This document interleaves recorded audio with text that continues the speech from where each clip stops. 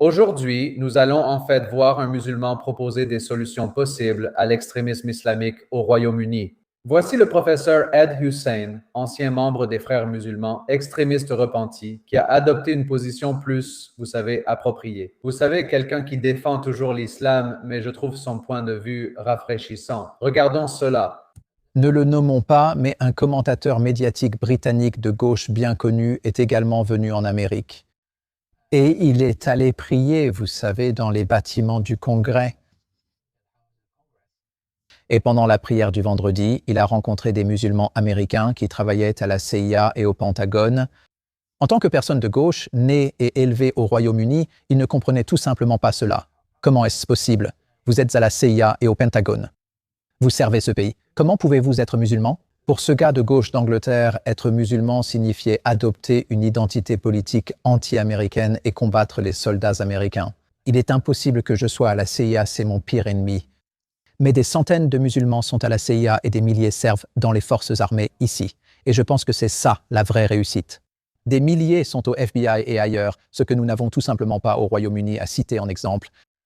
Je pense que la clause de non-établissement des religions aux États-Unis empêche le projet islamiste de s'imposer car il ne sera jamais instauré dans ce pays.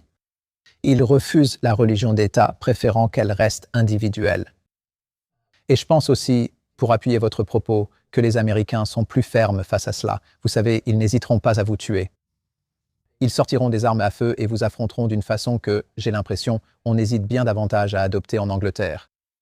Alors voici une question. Disons que Keir Starmer t'appelle demain et te dit « Ed, je veux que tu sois le tsar chargé de résoudre ce problème. » Quelle politique mettrais-tu en place pour vraiment résoudre ce problème? Des solutions concrètes. D'accord, tout d'abord, Keir Starmer ne fera pas ça. Mais c'est une expérience de pensée. Nous sommes dans le domaine du « ouais ». On a même droit à 3 dragons pour régler ce problème aussi. Mais pour revenir à la réalité où le problème s'aggrave, vous savez, si on regarde 3 questions, la première serait de cartographier les mosquées. Car selon les tendances actuelles, environ 20% des mosquées britanniques sont dirigées par des islamistes. Si on définit les islamistes comme je viens de le faire en se basant sur leur interprétation de la charia, leur définition de l'État et leur séparatisme, 20% des mosquées, vous cartographiez les mosquées, écartez les dirigeants et confisquez la propriété.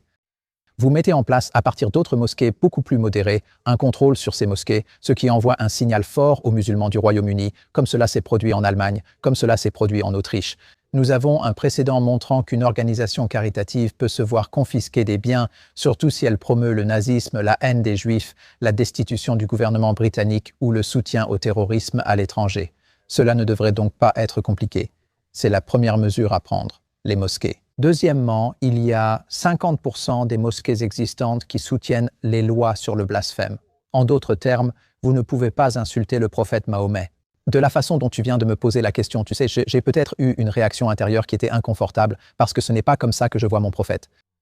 Mais tu es libre et totalement en droit de poser cette question comme tu le souhaites. Et je suis libre de le défendre, tu sais. Et c'est la limite, non? Tu sais, tu ne peux pas demander ma mort. Je ne peux pas demander la tienne. C'est le consensus libéral actuel, mais dans la moitié des mosquées, on affirme « on ne peut pas insulter le prophète. Si vous le faites, on vous tuera. » C'est pourquoi ce professeur à Berkeley se cache. Ces mosquées, que nous imposions des taxes plus élevées, que nous retirions les imams ou que nous poursuivions les dirigeants de ces mosquées, doivent être confrontées comme si cette attitude n'était pas présente dans 50% de nos mosquées au Royaume-Uni et nous ne devons pas la tolérer. Ce ne sont pas des mosquées islamistes, mais un problème plus vaste et insidieux menant aussi au terrorisme. Et si je disais cela au Royaume-Uni, je subirais des attaques physiques contre ma personne rien que pour avoir mis en avant cette menace, car on considérerait que je trahis les secrets de la communauté. Je m'intéresse aux pays et aux civilisations, pas aux choses insignifiantes. Et la troisième et la dernière dont nous avons déjà parlé à plusieurs reprises, c'est que ce sont les filiales des frères musulmans et les banques qui leur sont liées. 2 petites banques locales leur sont associées, pas de grandes banques. Et les organisations caritatives, les écoles, les plateformes de télévision et les individus doivent tous être identifiés et poursuivis. Les structures concernées doivent être fermées et interdites, leurs comptes bancaires suspendus et leur statut caritatif retiré. Vous savez rendre la vie suffisamment difficile pour que les plus jeunes, d'ici 10 à 15 ans, les jeunes musulmans voient que ce n'est pas notre voie. Vous savez, nous ne voulons pas être ceux qui se retrouvent opposés à notre propre pays, à notre propre civilisation, aux terres qui nous ont vus naître et qui nous ont protégés.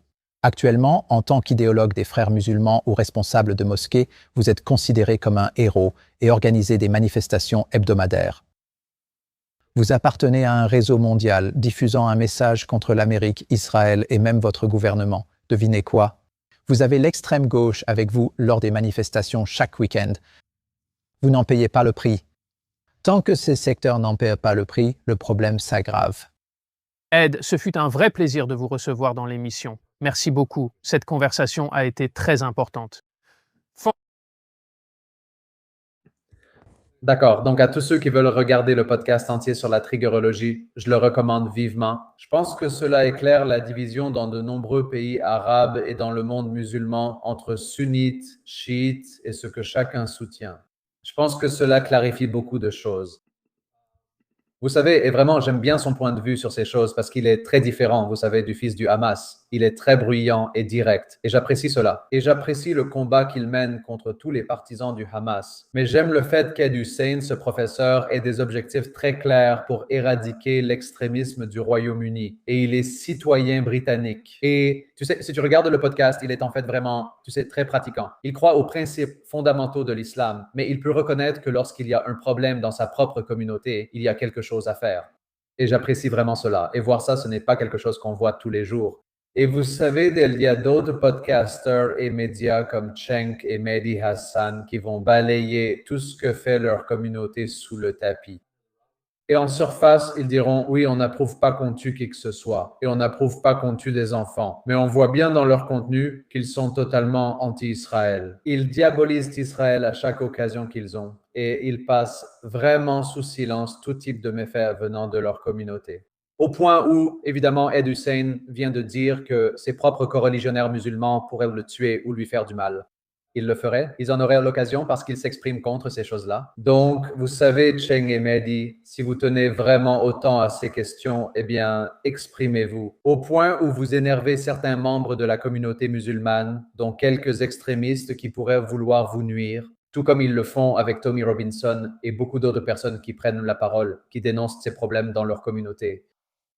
Donc, encore une fois, ce sont juste quelques points pratiques qu'ils montrent, que le Royaume-Uni pourrait suivre si jamais leur gouvernement avait du courage et essayer de réformer leur gouvernement et de rétablir la loi et l'ordre dans leur pays. Mais encore une fois, c'est un point de vue très intéressant venant d'un musulman. Et vous savez, je pense que cela montre que tous les musulmans ne sont pas des extrémistes. Je pense que les médias, du moins à droite de l'échiquier politique, essaient de présenter tous les musulmans comme des extrémistes. Et je pense que cela détruit clairement cette perspective.